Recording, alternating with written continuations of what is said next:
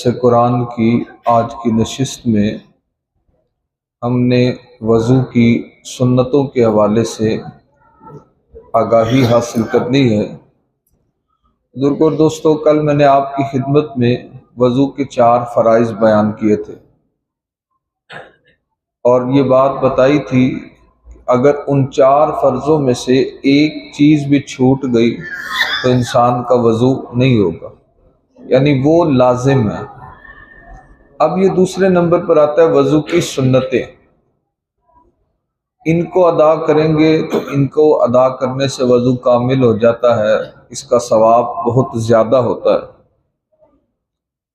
وضو کرنے سے پہلی سنت یہ ہے کہ وضو کرنے سے پہلے وضو کرنے کی نیت کرنا، پھر بسم اللہ الرحمن الرحیم سے وضو کرنا، یعنی بسم اللہ الرحمن الرحیم پڑھ کر وضو کا آغاز کرنا۔ اس کے بعد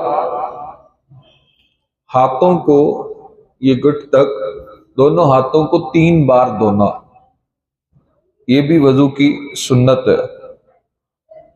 پھر اس کے بعد